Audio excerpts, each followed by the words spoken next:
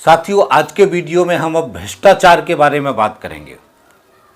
आजकल हमारे प्रधानमंत्री जी भ्रष्टाचार को लेकर के हर रैली में कोई न कोई भाषण दे रहे हैं और 2014 के बाद कोई भी भाजपाई भ्रष्टाचार के मामले में पकड़ा नहीं गया। किसी भाजपाई के घर पे सीबीआई, ईडी, किसी के कोई छापे नहीं पड़े।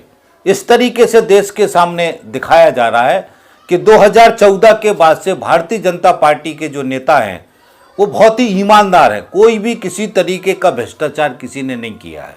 तो ये पूरा जो माहौल बनाया जा रहा है, इस माहौल के पीछे की जो पॉलिटिक्स है उसको समझना है। भ्रष्टाचार एक ऐसा विषय है जिससे आदमी का मॉरल जो करेक्टर है उस पर चोट पहुंचती है। तो भ्रष्टाचार एक बहुत बड़ा सवाल है। इसलिए भ्रष्टाचार से बाहर करके जो व्यक्ति सामने हैं उनके राजनीतिक पॉलिटिकल कैरियर को खत्म करने की कोशिश विपक्षी पार्टियां या पक्ष की पार्टियां एक दूसरे के ऊपर आरोप लगाती हैं। भ्रष्टाचारी खाली कांग्रेस में या विपक्षी दलों में नहीं है। भ्रष्टाचारी जो है भारतीय जनता पार्टी के अंदर अनाप शनाप भ्रष्टाचारी भरे हुए हैं। तो भारतीय जनता पार्टी कोई दूध की धुली पार्टी है, इस तरीके का बात समझना या मान लेना ये बहुत बड़ी गलती होगी। हमारे देश में भ्रष्टाचार के मामले में केवल एक ही विचारधारा है, वो है कम्युनिस्ट पार्टियां। कम्युनिस्ट पार्टियों के ऊपर किसी भी तरीके के घोटालों का, भ्रष्टाचार का कोई रिकॉर्ड नहीं है। जब कांग्रेस के हाथ में ईडी, सीबीआई सारी चीज़ें थीं, उसके बाद भी वो किसी भी कम्युनिस्ट नेता के ऊपर भ्रष्टाचार का आरोप नहीं लगा पाए। ये ताकत है हमारे देश में जो भ्रष्टाचार के खिलाफ है और जिसके ऊपर भ्रष्टाचार के कोई आरोप नहीं लगे हैं। उसके अलावा जितने भी राजनीतिक दल हैं हमारे देश के अंदर, कोई भी राजनीतिक दल इस भ्रष्टाचार से दूर नहीं है, अछूता नहीं है। हर पार्टी के अंदर भ्रष्टाचारियों की भरमार है।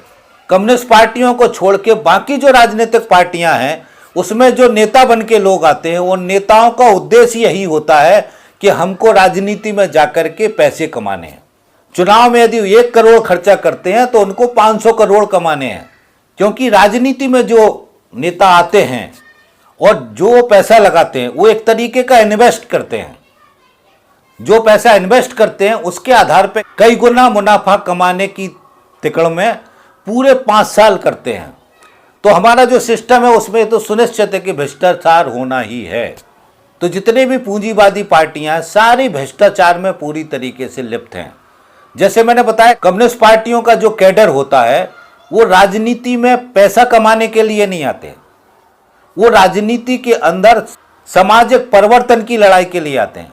वो समाजवाद कायम करना है, इसके लिए आते हैं। इसलिए उनका लक्ष्य राजनीति में पैसा कमाना नहीं होता है। वो राजनीति के अंदर एक समर्पण भाव से आते हैं और अपना पूरा जीवन इस बदलाव के लिए लगा देते हैं। देश में बहुत सारे लोग इस बात को कहते हैं कि सारे नेता बेईमान हैं, सारे पार्टियों के नेता बेईमान हैं, तो हम किसको वोट करें। तो यदि आपका इस तरीके का विचार है तो आप कम्युनिस्ट पार्टियों को वोट कर सकते हैं। कम्युनिस्ट पार्टियां देश में आज भी ईमानदार राजनीतिक पार्टियां हैं जिनके अंदर भ्रष्टाचार के किसी भी तरीके के आरोप नहीं है। एक चीज और यहीं जोड़ देता हूं, हमारे देश की कम्युनिस्ट पार्टियां हैं जो पूंजीपतियों से पैसा नहीं लेती हैं, पूंजीपतियों से चुनाव फंड नहीं लेती हैं, पूंजीपतियों से किसी तरीके का चंदा नहीं लेती हैं। मुझे याद है कि जब पहली यूपीए की सरकार बनी थी जिसमें वामपंथी दलों के 60-65 सांसद थे, उस समय पूंजीपतियों की तरफ से सीपीआईएम को 14 लाख रुपए का चेक दिया गया था। वो एक ऐसी पार्टी थी जिसने उस चेक को धन्यवाद लिख करके उस चेक को वापस किया था और ये कहा था कि हम पूंजीपतियों से चंदा नहीं ले सकते क्योंकि हम आम जनता के लिए लड़ते हैं। यदि आपसे पैसे लेंगे तो हमें आपके लिए काम करना पड़ेगा, आपके सामने झुकना पड़ेगा, इसलिए हम आपका पैसा धन्यवाद आपको वापस कर रहे हैं। जो ये इलेक्टोरल बॉन्ड का पूरा खुलासा सुप्रीम कोर्ट ने किया, सुप्रीम कोर्ट ने आवेदनिक इसको बताया, इसकी याचिका सीपीआईएम ने लगाई थी, सीताराम येचुरी ने। इस बात को मीडिया ने दबा दिया है, मीडिया में पूरी खबर नहीं है। ईमानदार लोग भी हमारे देश के अंदर हैं, दूसरी तरफ बेईमानों की भारी भरमार है। जिनके नाम अनगिनत हैं, जिनको आप देख सकते हो मीडिया में, अखबार में, पेपर में खुलेआम उनके नाम चल रहे हैं। तो जो जिसका खाएगा भैया उसी का बजाएगा, उसी के लिए काम करेगा। यदि आप चाहेंगे कि इन्हीं बेईमान और भ्रष्टाचारियों को, जो देसी विदेशी पूंजीपतियों के चंदे पे पलते हैं, देशी विदेशी पूंजीपतियों के चंदे से चुनाव लड़ते हैं, और चुनाव में जो आम जनता को शराब बांटी जाती है, मुर्गा बकरा खिलाया जाता है, और जो आखिरी रात में 500 नोट डाल के लिफाफे बांटे जाते हैं, ये पैसा कहां से आता है? ये पैसा देसी विदेशी पूंजीपति या कॉर्पोरेट्स कंपनियां इन राजनीतिक पार्टियों को भारी भरकम पैसा देती हैं। इतना बड़ा ग्लैमर, करोड़ों करोड़ रुपया जो ये बहाते हैं, जिनसे पैसे लेकर बहाते हैं, चुनाव जीतने के बाद पूरे 5 साल उनके लिए ही काम करते हैं। किसको भ्रष्टाचार कहते हैं? कहां से भ्रष्टाचार है? कौन भ्रष्टाचारी है? किस तरीके के भ्रष्टाचार को हम भ्रष्टाचार कहते हैं? ये ध्यान रखना है। काला धन के नाम पे इतना बड़ा पैसा दुनिया के जो बैंक हैं उनमें जमा है, इतना बड़ा पैसा हम सोच नहीं सकते। ये भारी भ्रष्टाचार का पैसा है, जिसके ऊपर कांग्रेस भी चुप है और भाजपा भी चुप। मोदी बहुत मूछें अड़ रहे थे कि हम जो है काला धन लाएंगे, 15-15 लाख बांटेंगे। जिस दिन से प्रधानमंत्री बन गए, बिल्कुल बिल्ली जैसे हो गए, म्याऊं नहीं किया काला धन के ऊपर, एक शब्द नहीं बोला काला धन के ऊपर। इसलिए इनको करेक्टर को समझिए कि ये किनके लोग हैं, वो किस तरीके के लोग हैं। ये भ्रष्टाचार की बात कर रहे हैं कि भ्रष्टाचारियों के ऊपर हम कार्रवाई करेंगे, खुद भी गले तक डूबे हुए हैं। ये सारे तथ्यों को हमको अच्छी तरीके से ध्यान रखना है। भारतीय जनता पार्टी ने पिछले 10 साल के अंदर हर जिले स्तर पे कार्यालय बनाए हैं, और एक कार्यालय की कीमत कम से कम करोड़ों में तो है। 100 करोड़ के भी कार्यालय हैं, 200 करोड़ के भी कार्यालय हैं, 500 करोड़ के भी कार्यालय हैं। और खाली भारतीय जनता पार्टी के नहीं, राष्ट्रीय स्वयंसेवक संघ के भी कार्यालय बने हैं। तो भारतीय जनता पार्टी को यह पैसा कार्यालय बनाने के लिए किसने दिया, कहां से आया, इसकी जांच होनी चाहिए ना। इतना बड़ा पैसा, हजारों करोड़ रुपया, ये कहां से आया? राष्ट्रीय स्वयंसेवक संघ को पैसा कौन दे रहा? इनके जो ऑफिसेज हैं, इनके इतने बड़े बड़े स्ट्रक्चर हैं, इतनी बड़ी बड़ी बिल्डिंगें बना रहे हैं, इतने सारे कार्यक्रम कर, इनको पैसा कौन देता? इनके पास पैसा कहां से आता? तो ये सवाल है ना। यदि इनके पैसे का लिंक आपको मिल जाए, तो जिनसे ये पैसा लेते हैं उन्हीं के लिए काम करते हैं। इस बात को आप समझ जाइए अच्छी तरीके से। अभी कोरोना के टाइम पे जो नरेंद्र मोदी जी ने मोदी केयर फंड इकट्ठा किया था, कितना बड़ा पैसा इकट्ठा हुआ। वो पैसा वो बताने को तैयार नहीं है कि वो पैसा हमने कहां खर्चा किया। कोरोना के नाम पे इकट्ठा हुआ, देसी विदेशी पूंजीपतियों ने दिया, बहुत सारे आम लोगों ने भी चंदा दिया, मगर वो पैसा कितना इकट्ठा हुआ, किस तरीके से कहां खर्चा किया, कितना पैसा बचा, उसके लिए प्रधानमंत्री बताने को तैयार नहीं है। क्या ईमानदार हैं? अगर उसको तुमने ईमानदारी से खर्च किया, बता सकते हो। बता नहीं रहे, इसका मतलब है कि उसके अंदर भारी बेईमानी है। तो मोदी केयर फंड का जो है हिसाब नहीं दे रहा है, तो ये भ्रष्टाचारी नहीं है, ये बेईमान नहीं है भैया। यदि ईमानदार है तो बता सकते ना। तो इस बात को ध्यान रखना, कूट कूट के बेईमानी भरी हुई है। इलेक्टोरल जो बॉन्ड जो खुलासा हुआ अभी, इसके बारे में थोड़ी सी बात कर लेते हैं। और इस कानून के अंदर उन्होंने 2 बेसिक चीजें हैं जिसको ध्यान रखना है। एक तो इन्होंने क्या किया था कि इस बॉन्ड के माध्यम से कोई भी कंपनी, कोई भी पूंजीपति इन पार्टियों को चंदा देगा। एक तो ये कानून बनाया। इसके अंदर उन्होंने ये चीज हटाई थी, क्योंकि पहले जो कानून था उसके अंदर ये प्रावधान था कि आप यदि 2-3 साल तक लगातार जो मुनाफा कमाते हैं, उस मुनाफे का केवल 7.5% आप चंदा किसी राजनीतिक दल को दे सकते हैं, इससे ज्यादा चंदा नहीं दे सकते। तो इसको इन्होंने कानून को हटाया।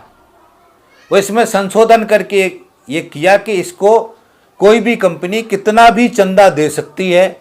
दूसरा उसके अंदर ये था कि विदेशी कंपनियों से चंदा नहीं लेना। कुल मिलाकर के इन्होंने देसी कंपनी और विदेशी कंपनियों से असीमित फंड लेने का रास्ता खोला और उसके अंदर यह भी कानून में डाला कि यह जानकारी पूरी गोपनीय रहेगी। किसने फंड दिया, किसको फंड दिया, किस कंपनी ने दिया, किस व्यक्ति ने दिया, कितना पैसा दिया, कब पैसा दिया, इसका पूरा हिसाब किताब कोई भी राजनीतिक पार्टी जनता के बीच में नहीं लाएगी। कोई भी राजनीतिक पार्टी ये नहीं बताएगी कि हमको पार्टी चलाने के लिए पैसा कौन दे रहा है। में बाकायदा प्रावधान डाला गया कि ये सब चीजें गोपनीय रहेंगी। इस कानून के अंदर एक साजिश की बू थी जिसके खिलाफ सीताराम येचुरी और सीपीआईएम ने सुप्रीम कोर्ट का दरवाजा खटखटाया था। उस समय सीताराम येचुरी ने कहा था कि ये योजना जो है देश का, दुनिया का सबसे बड़ा घोटाला बनेगी और वही हुआ। इसलिए इस पूरे कानून की प्रक्रिया को ध्यान रखना है। और 2016 के पहले पैसा कितना लिया इनने?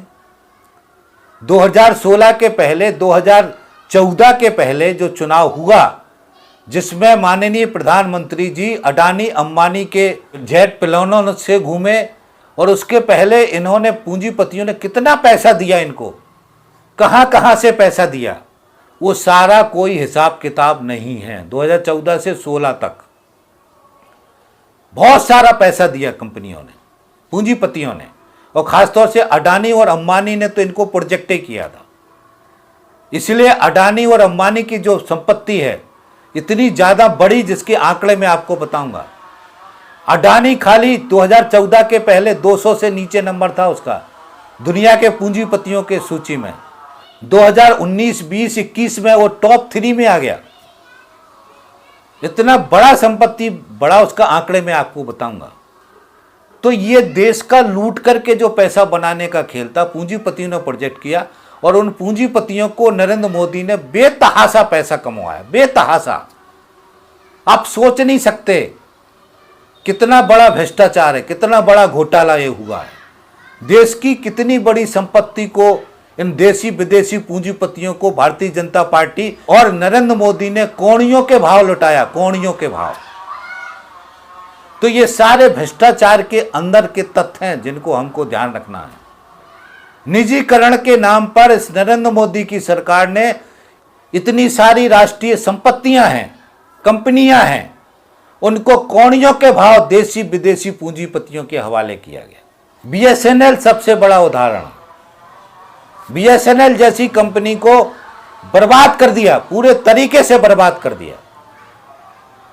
तो ये सारे जो तथ्य हैं, इसमें क्या भ्रष्टाचार नहीं हुआ?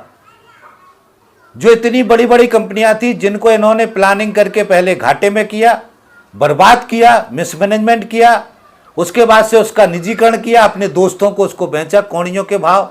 और आप देखेंगे कि वो साल, 2 साल, 3 साल में भी वो कंपनी हजारों करोड़ के मुनाफे में चली गई। लाखों, हजारों करोड़ रुपए का भ्रष्टाचार इस माध्यम से नरेंद्र मोदी और नरेंद्र मोदी की सरकार, भारतीय जनता पार्टी ने किया है। और इसी कारण से इनको बहुत बड़ा चंदा इन पूंजीपतियों ने दिया है। तो क्या ये भ्रष्टाचार नहीं है? इसको हमको भ्रष्टाचार के दायरे में लाके नहीं समझना चाहिए। जो हमारे प्राकृतिक संसाधन हैं, जो हमारे आदिवासियों इलाकों में, जंगलों में जो बहुत सारे हमारे रिसोर्सेस हैं, उनके ठेके देशी विदेशी पूंजीपतियों को दे रहे हैं। उसमें से कितना बड़ा धन, कितना बड़ा पैसा है देशी विदेशी पूंजीपति कमाने बना रहे हैं उसमें। तो ऐसे करके देखेंगे चारों तरफ लूट मची हुई है, चारों तरफ लूट मची हुई है। एक और बड़ा भ्रष्टाचार है जो मैं आपके सामने रख देता हूं, वो है एनपीए। एनपीए क्या है? ये एनपीए नॉन परफॉर्मेंस एसेट कहते हैं इसको। ये बैंकों से लोन लेकर के पैसे खा जाना, ये है एनपीए। ये सबसे बड़ी लूट है देश की। और भारतीय जनता पार्टी के समय में 2014 से लेकर के 2022 तक के आंकड़े बताते हैं 66 लाख करोड़ रुपए का एनपीए हुआ है। और जो सरकारी आंकड़े अभी कुछ सालों के जो आंकड़े हैं, भारतीय जनता पार्टी नरेंद्र मोदी की सरकार ने 15 लाख करोड़ का एनपीए माफ कर दिया है।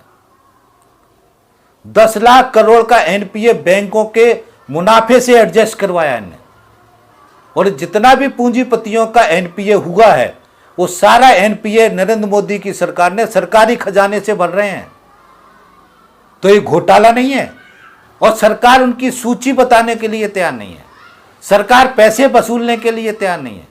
ये कानून में है कि जिस पूंजीपति ने लोन लेके एनपीए हुआ उसका नाम नहीं बताएंगे, उसकी दूसरी जो संपत्तियां हैं वो कुर्क नहीं करेंगे, उसके परिवार की जो संपत्तियां हैं उनके ऊपर कोई प्रॉब्लम नहीं होगी, उनकी संपत्ति कुर्क नहीं की जाएगी।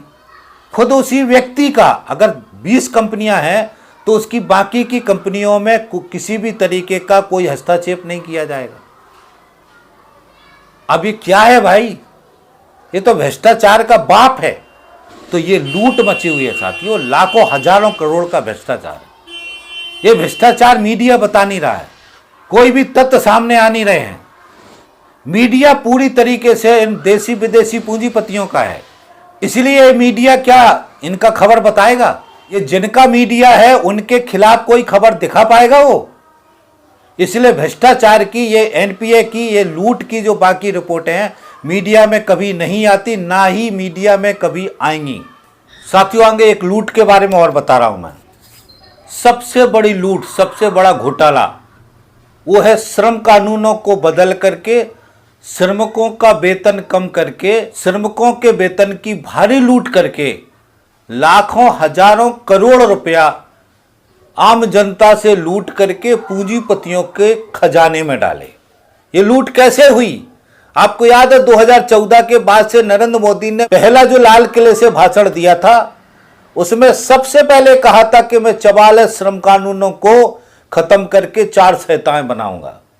अप्रेंटिस एक्ट में संशोधन किया, अलग अलग तरीके से स्किल इंडिया के नाम पर बहुत सारे नीम कर्मचारी, ट्रेनिंग के नाम पर ढेर सारे नए नए टूल बनाए। थर्ड पार्टी लेके, थर्ड पार्टी कर्मचारी, आउटसोर्स कर्मचारी, फिक्स टर्म कर्मचारी, फिक्स टर्म 2018 में लेके आए। ये सारा करके इन्होंने स्थायी रोजगार को खत्म किया और ट्रेनिंग, अप्रेंटिस, फिक्स टर्म, ठेका मजदूर, आउटसोर्स कर्मचारी के नाम पे नया मैन पावर को जनरेट किया। जो नया मैन पावर था उसका कीमत बहुत कम था, बहुत कम था। 8,000, 10,000, 12,000, बहुत ज्यादा 15,000, इससे ज्यादा नहीं है किसी भी कारखाने में। वो यूथ बच्चे, उनको सीधा कॉलेज से लेकर के आए, 1 साल, 2 साल, 3 साल काम कराया, उसके बाद से उनको बाहर निकाल दिया। तो ये टूल दिया मोदी जी ने। अब इससे क्या हुआ? जैसे किसी कारखाने में मान के चलो 1200 आदमी काम कर रहे हैं, 1200 आदमी में 200 आदमी परमानेंट है, बाकी के 1000 आदमी ट्रेनिंग, अप्रेंटिस, फिक्स टर्म, नीम कर्मचारी, ये सारे इस कैटेगरी के हैं। तो आप ये मान के चलो कि जो 200 कर्मचारी है उनका जो रेगुलर है उनका वेतन 60,000 है महीने का। तो इनका वेतन कितना है? इनका वेतन है 10,000। तो यानी कितना पैसा बचा एक कर्मचारी पे? 50,000। अगर ये सारे 1,000 लोग रेगुलर हो जाते, मोदी साहब ये दुनिया भर के टूल नहीं बनाते, तो ये 1,000 लोग ट्रेनिंग, अप्रेंटिस करने के बाद से रेगुलर हो जाते, और रेगुलर होने के बाद इनको भी 40-50 हजार, 60,000 वेतन मिलता। अब एक कारखाने के अंदर जिसके पास 1,000 मैन पावर है, तो ये मान लीजिए कि एक कर्मचारी पे 50,000 रुपये बचा। देश भर में हजारों कारखाने हैं, हजारों कारखानों का हिसाब लगाएंगे तो ये श्रम की लूट लगभग कई लाख करोड़ रुपए की होगी, और ये लूट निरंतर चल रही है। ये इतना बड़ा घोटाला है, इतना बड़ा भ्रष्टाचार है कि इससे बड़ा कोई भ्रष्टाचार हो नहीं सकता। और इससे बड़ी संख्या में लूट हुई है आम जनता का, व्यापारियों का, कर्मचारियों का, किसानों का, मजदूरों का। क्योंकि जो पैसा कर्मचारियों को मिलता है वो बाजार में ले जाते हैं, दुकानों से सामान खरीदते हैं। तो ये सब जगह से पैसा लूटा और लूट के अडानी, अंबानी जैसे पूंजीपतियों के जेब में डाल दिया। इसीलिए बहुत असमानता बढ़ रही। एकदम से पूंजीपति माला माल हो रहे, इतने सारे खरबपति पैदा हो रहे, इतनी सारी प्रॉपर्टी बढ़ रही, इतना ज़्यादा परसेंटेज प्रॉपर्टी का जो ग्रोथ है इतना कभी नहीं हुआ जितना पिछले 3-4 साल में हुआ। कोरोना काल में भी भयंकर इनका मुनाफा बढ़ा। तो ये समझना है, एक तो श्रम के रूप में भारी लूट हो रही है, दूसरा जो संसाधन है देश के, संपत्ति है देश की, ये देसी विदेशी पूंजीपतियों को, कोणियों को भाव दे करके उस माध्यम से बहुत बड़ी लूट हो रही है। तो क्या ये सब भ्रष्टाचार नहीं है मोदी साहब? देश को जो लूट रहे, देश की जनता को लूट रहे, लाखों हजारों करोड़ का धन का निष्कासन हो रहा है। हमारे देश से देसी विदेशी पूंजीपति बहुत बड़ी पूंजी लूट करके दुनिया के दूसरे देशों में ले जा रहे हैं, वहां कारखाने लगा रहे हैं, लूट हमारे देश से रहे हैं। और भ्रष्टाचार की बात करते हैं मोदी साहब, भारतीय जनता पार्टी का जहां जहां सरकार है पूरा नेटवर्क है दलालों का, बिना दलाली के कोई काम हो नहीं सकता है सरकार में। जो सड़कें बनाई जाती, सड़कें जो भारतीय जनता पार्टी की सरकार बनवा रही है, वो सड़कें 1 साल नहीं चलती, 1 साल सड़कें बनती है और एक बार बारिश हो जाए तो खड़ जाती है वो। तो इसमें भ्रष्टाचार नहीं हो रहा है, ये कौन कर रहा है? भारतीय जनता पार्टी के नेता कर रहे हैं। अब ये जरूर है कि आपकी ईडी, सीबीआई और कोई भी जांच एजेंसी आपके नेताओं को पकड़ नहीं रही है। भारतीय जनता पार्टी की जो वॉशिंग मशीन है ये तो गजब की है भाई। जो कांग्रेसी होगा, दूसरी पार्टियों में होगा, भ्रष्टाचारी होगा, प्रधानमंत्री आरोप लगाएंगे, भारतीय जनता पार्टी के नेता उसके खिलाफ आंदोलन करेंगे, सड़कों पे जाएंगे, रैलियां निकालेंगे और एक दिन पता चलेगा कि वो मोदी साहब के गले लग रहा। गले लगते ही उसका सारा भ्रष्टाचार खत्म हो गया। भारतीय जनता पार्टी में गया तो उसकी जांच भी बंद, भ्रष्टाचार भी बंद, सब कहानी खत्म हो गई। तो ये क्या है? ये भ्रष्टाचार नहीं है तो क्या है मोदी साहब? तो साथियों, भाजपा की ये कैसी वॉशिंग मशीन है? पूरा देश देख रहा है आज किस तरीके से Bharatiya Janata party ED, CBI इन सरकारी एजेंसियों का इस्तेमाल करती है, नेताओं को फंसाती है और फंसाने के बाद भारतीय जनता पार्टी में आने को मजबूर करती है। और भारतीय जनता पार्टी में आते ही उसकी जांच बंद हो जाती है और भ्रष्टाचारी से और ईमानदार बन जाता है। तो अभी वर्तमान में जो भारतीय जनता पार्टी है सारी भ्रष्टाचारियों का अड्डा है। वो जितने भी भ्रष्टाचारी किसी भी पार्टी में होंगे वो जाके भारतीय जनता पार्टी में शामिल हो जाएंगे, उनका भ्रष्टाचार भी खत्म हो जाएगा और भारतीय जनता पार्टी की गंगा में उनके पाप धुल जाएंगे। क्या ये भ्रष्टाचार नहीं है? ये भ्रष्टाचारियों को संरक्षण देना, क्या भ्रष्टाचार के खिलाफ लड़ाई है ये? और देश की जनता आज देख रही है, फिर भी ये झूठ पे झूठ बोले जा रहे, भ्रष्टाचार पे हम तलवारें खींच रहे। मोदी साहब बार बार भ्रष्टाचारियों को हम छोड़ेंगे नहीं।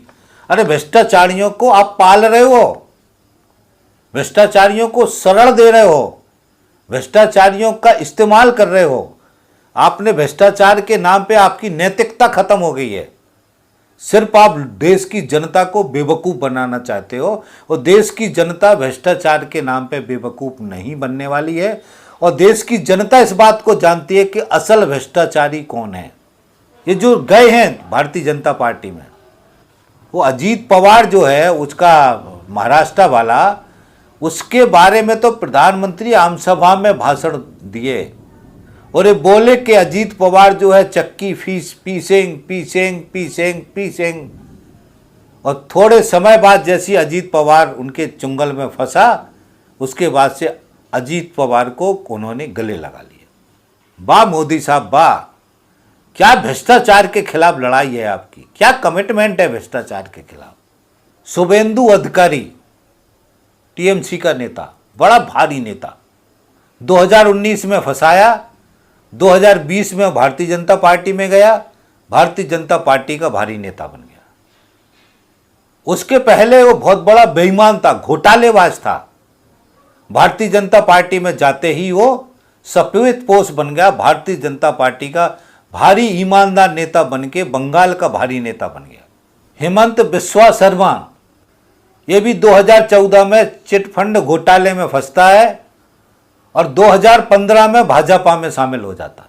और 2015 में भाजपा में शामिल होने के बाद में उसको मुख्यमंत्री बना देते हैं। आप अंदाजा लगाइए कि किस स्तर तक जो भ्रष्टाचार में लिप्त लोग हैं उनको किस स्तर तक भारतीय जनता पार्टी स्पेस देती है अपने अंदर। अशोक चौहान, पूर्व मुख्यमंत्री कांग्रेस का, महाराष्ट्र का, उसको फंसाया, जांच बिठाई, और जैसे ही भारतीय जनता पार्टी में सा गया हो उसको राज्यसभा का मेंबर बना के संसद में भेज दिया। पहले वो बेईमान था, भ्रष्टाचारी था, अब सफेदपोश हो गया। फिर फुल्ल पटेल, ये भी महाराष्ट्र के हैं, इनके ऊपर भी यूपीए के समय का केस निकाल करके एयरलाइंस में घोटाले का आरोप लगाया, और जैसे ही ये भारतीय जनता पार्टी में शामिल हुए तो सारे आरोप उसके खत्म हो गए। ईमानदार हो गया, वो बहुत बड़ा ईमानदार हो गया। इस तरीके से सैकड़ों लोगों को भारतीय जनता पार्टी के अंदर शामिल कराया गया, ईडी, सीबीआई और जांच एजेंसियों का दुरुपयोग करके। ये भारतीय जनता पार्टी की राजनीति है, पॉलिटिक्स है। जो ये कहते हैं कि भ्रष्टाचार के खिलाफ हम लड़ेंगे, ये भ्रष्टाचार को अपने गले लगा करके अपना स्वार्थ सिद्ध करने वाले लोग हैं। तो मैं नाम पढ़ सकता हूं, 25 लोगों की लिस्ट है मेरे पास। ऐसे सैकड़ों लोग हैं। ये तो बड़े स्तर की है, छोटे स्तर पर भी बड़े बड़े लोगों को अड़ीबाजी करके, किसी तरीके से परेशान करके, बहुत सारे विधायक आपके मध्य प्रदेश में, उत्तर प्रदेश में और भी स्टेटों में उनको दबाव बना करके, लालच दे करके, खरीद करके, भ्रष्टाचार में फंसा करके भारतीय जनता पार्टी में शामिल करते हैं। और एक और बड़ा ऐतिहासिक काम है, पिछले 10 साल में जितने भी भ्रष्टाचारी, केवल विपक्षी दलों में, भारतीय जनता पार्टी के अंदर एक भी भ्रष्टाचारी नहीं मिला, एक भी भ्रष्टाचारी नहीं मिला। ईडी, सीबीआई, जितने भी सरकारी एजेंसी हैं, आप समझ लीजिए कि सरकारी एजेंसियों का दुरुपयोग कितना खतरनाक है। भारतीय जनता पार्टी का किसी भी स्टेट का मुख्यमंत्री, किसी भी नेता को आप पकड़ लीजिए, उसकी जांच कीजिए, वो जेल में होगा। आय से अधिक संपत्ति का केस बनते ही वो कभी जस्टिफाई नहीं कर सकता कि उसके पास इतनी संपत्ति कहां से आ गई। 2 उदाहरण आपको देता हूं मैं। एक शिवराज सिंह चौहान, व्यापम घोटाला, जिसको भारतीय जनता पार्टी ने दबा दिया। इतना बड़ा घोटाला, इतने सारे लोगों की मौतें हुई जो गवाह थे इस घोटाले के। शिवराज सिंह चौहान के पास जितनी प्रॉपर्टी है, यदि उसकी जांच की जाए तो ये कभी मैच नहीं हो सकती, मगर जांच होगी नहीं। दूसरा, येदियुरप्पा थे, याद होगा, कर्नाटका के मुख्यमंत्री रहे। पहले ये भी भ्रष्टाचारी थे, भारतीय जनता पार्टी की धुलाई मशीन में जाके साफ हो गए। इनके ऊपर भी बड़ी तरीके के भ्रष्टाचार है। इनके ऊपर इतनी अकूत संपत्ति है कि यदि आप इनका जांच करेंगे तो ये 10 जगह कभी जस्टिफाई नहीं हो पाएगा। तो सारी सरकारी मशीनरी का दुरुपयोग और पूरे जो है सारे भ्रष्टाचारी केवल विपक्षियों में, भारतीय जनता पार्टी के सारे लोग दूध के धुले हुए हैं। ये अपने आप में एक तरीके का मजाक है और एक तरीके का ये तानाशाही है। ये एक बहुत बड़ा झूठा षड्यंत्र है। एक चीज और है, कैग की रिपोर्ट आती थी। कैग की रिपोर्ट पिछले 10 साल में कभी सुनाई नहीं दी मीडिया के अंदर। या तो कैग की रिपोर्ट आ रही है तो कोई उसके बारे में चुपचाप आके कहां जल्दी जा रही है पता नहीं है। तो सरकारी एजेंसियों को किस तरीके से सुस्त कर दिया। सरकारी एजेंसी अपने खुले रूप से काम नहीं कर रही। ये लोकतंत्र, यही तो लोकतंत्र का हत्या है। 2G 3G घोटाले कहां से निकले थे कांग्रेस के समय में? कैग रिपोर्ट से। आज तक कोई भी रिपोर्ट 10 साल में कैग की तरफ से इस सरकार के जो घोटाले हैं या इस सरकार के काम के बारे में नहीं आई। विरोधियों की सरकारें गिराना। कितने स्टेट हैं जहां पूरी तरीके से, इसमें कितना बड़ा भ्रष्टाचार है। कितना पैसा देते हैं सांसदों को, विधायकों को, करोड़ों रुपया, कितने सारे करोड़ रुपया। ये रुपया कहां से आते हैं इतने सारे? ये अपने आप में एक बहुत बड़ा स्कैम है। इतना पैसा कहां से आता है? किस भ्रष्टाचार का है, ये कहां की ब्लैक मनी है? तो ये कौन करता है? ये भारतीय जनता पार्टी करती है। भारतीय जनता पार्टी के पास पैसा कहां से आता है? ये अपने आप में एक बहुत बड़ा घोटाला है साथियों, बहुत बड़ा घोटाला, बहुत बड़ा भ्रष्टाचार है। इस भ्रष्टाचार पर प्रधानमंत्री जी मोदी साहब एक शब्द तो बोल दीजिए, तो आपके मुंह से बिल्कुल आवाज नहीं निकलेगी। अभी जो इलेक्ट्रॉनिक बॉन्ड का जो मामला चला, उसमें भारतीय जनता पार्टी को 8,451 करोड़ रुपए मिले हैं। 8,451 करोड़ रुपया, ये नंबर 1 क्लास का पैसा है जो पूंजीपतियों ने भारतीय जनता पार्टी को दिया है। वहीं पर कांग्रेस को 1,951 करोड़ रुपए मिले हैं। 1,951 करोड़ रुपए कम नहीं होते हैं, ये भी ध्यान रखना है। तृणमूल कांग्रेस को 1708 करोड़, 1708 करोड़ भी कितना पैसा होता है। तो ये जो सारे पैसे हैं सारी बड़ी बड़ी पार्टियों को मिला है, ये देखना देश की जनता को कि ये सारी पार्टियां क्या आम जनता के लिए काम करेंगी। और ये पैसा किसने नहीं लिया, मैं फिर से याद दिला दे रहा हूं, देश के वामपंथी पार्टियों ने, कम्युनिस्टों ने। देश में कम्युनिस्ट ही एक ऐसे हैं जो पूंजीपतियों के पैसे के दबाव तले दबे हुए नहीं हैं, इसलिए वो ताकतवर तरीके से पूंजीपतियों के खिलाफ लड़ते हैं, उनकी नीतियों के खिलाफ लड़ते हैं। तो यदि आपको ईमानदार लोग चाहिए, ईमानदार को चुनना चाहते हैं, तो कम्युनिस्टों को वोट करना पड़ेगा, कम्युनिस्ट पार्टियों को वोट करना पड़ेगा। देश की जनता को ईमानदार लोग हैं हमारे देश में, अभी हमारी देश की जनता को समझने का जरूरत है। इस तरीके से साथियों बहुत सारे मैंने प्रमुख चीजों को बोला है, अभी और भी बहुत सारी चीजों को बोल सकते हैं, मगर अब ये वीडियो थोड़ा सा बहुत बड़ा हो जाएगा। तो जो मैंने आपके सामने तथ्य रखे हैं, इन तथ्यों से बिल्कुल स्पष्ट होता है कि किस तरीके से भारतीय जनता पार्टी भ्रष्टाचार करके पूरे देश के संपत्ति को लूट करके, कितना बड़े घोटाले कर करके पैसे की दम पर इस चुनाव को जीत रहे हैं। हमारे देश में यदि सबसे बड़ा घोटाले भ्रष्टाचार करने वाला कोई पार्टी है वर्तमान में, तो वो भारतीय जनता पार्टी है। और अभी नेताओं का जो फिजिकली भ्रष्टाचार है, यदि जांच की जाए तो सब कोई भी नेता नहीं बचेगा, सारे नेता भ्रष्टाचार में लिप्त मिलेंगे। तो ये आज का सच्चाई है। इस सच्चाई को हमारी देश की जनता को समझना है। जो लोग पैसे की दम पे जनता को खरीदना चाहते हैं, जिनके पास पैसे की ताकत पे, सत्ता पे कब्जा कर रहे हैं, पैसे की ताकत से सरकारें गिरा रहे हैं, ऐसे लोगों को आज सबक सिखाने की जरूरत है।